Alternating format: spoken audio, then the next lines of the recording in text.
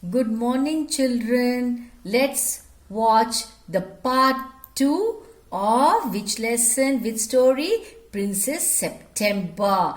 I have an interesting video on that. So please watch and enjoy.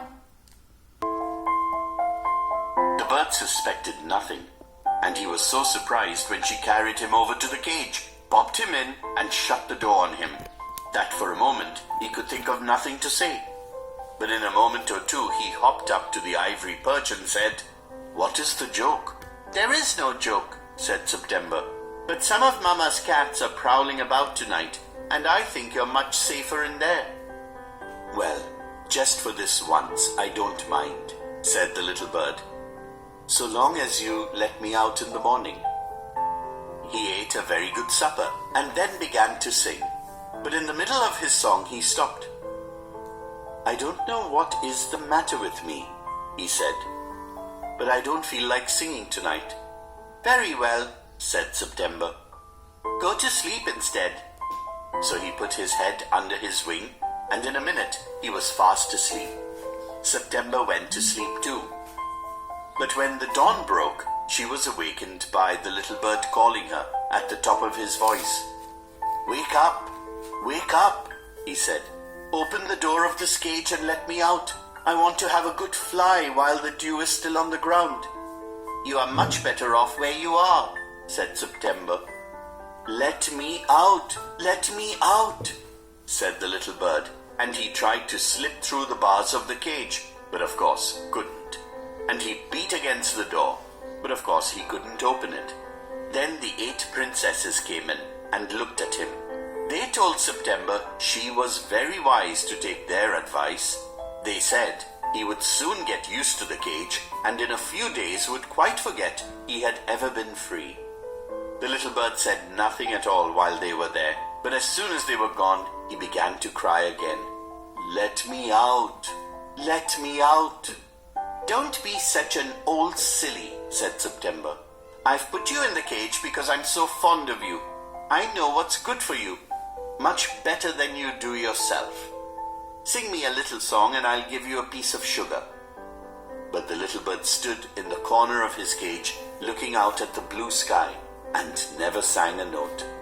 "What's the good of sulking?" said September. "Why don't you sing and forget your troubles?" "How can I sing?" answered the bird. "I want to see the trees and the lake and the green rice growing in the fields." "I'll take you out every day," she said. "It's not the same thing," said the little bird. "The rice fields and the lake and the willow trees look quite different when you see them through the bars of a cage." The bird wouldn't sing a song, and he wouldn't eat a thing. The princess was a little anxious at this, and asked her sisters what they thought about it. "You must be firm," they said. "But if he won't eat, he'll die," she answered. "That would be very ungrateful of him," they said. "He must know that you're only thinking of his own good. If he's obstinate and dies, it'll serve him right, and you'll be well rid of him."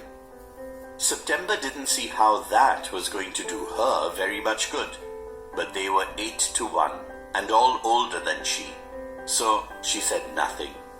"Perhaps he'll have got used to his cage by tomorrow," she said. And next day, when she awoke, she cried out good morning in a cheerful voice. She got no answer. She jumped out of bed and ran to the cage. She gave a startled cry, for there the little bird lay at the bottom, on his side, with his eyes closed, and he looked as if he were dead. She opened the door and, putting her hand in, lifted him out. She gave a sob of relief, for she felt that his little heart was beating still. Wake up, little bird," she said. She began to cry, and her tears fell on the little bird.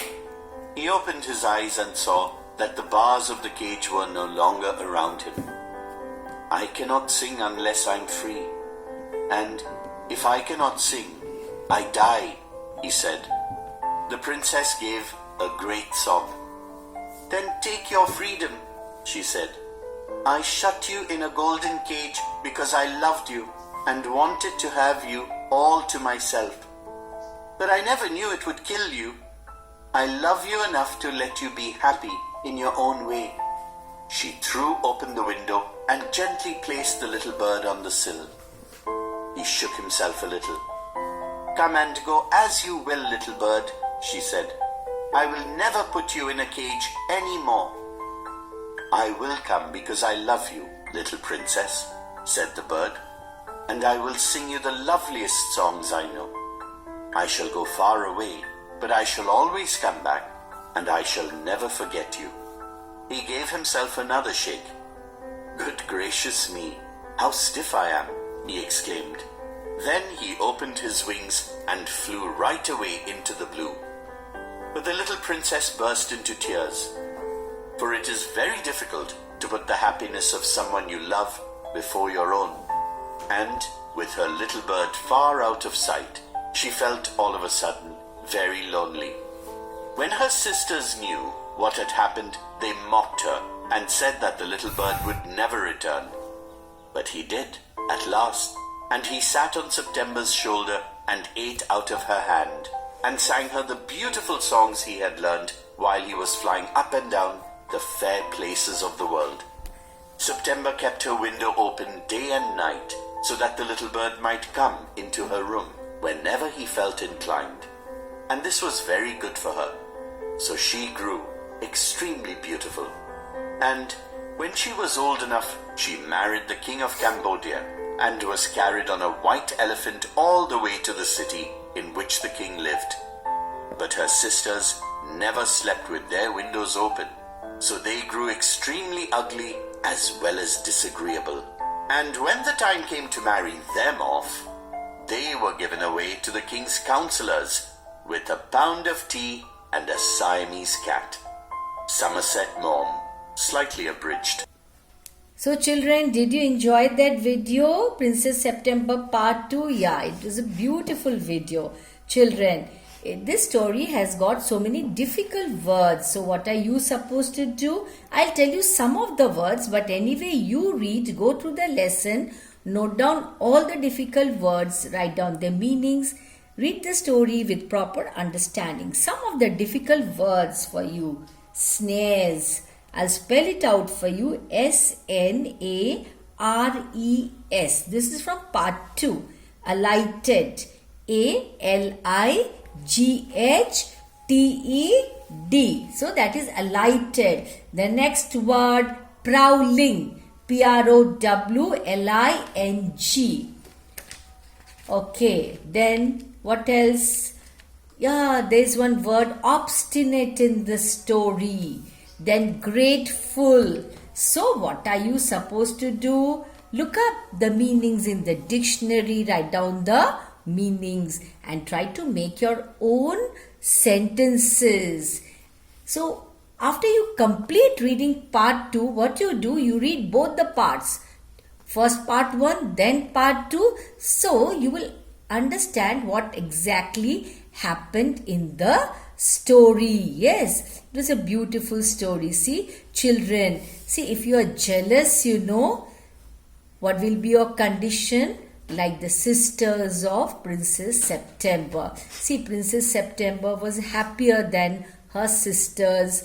Yes, she got married to a beautiful prince. But what about the sisters? No, they did not get married to a prince.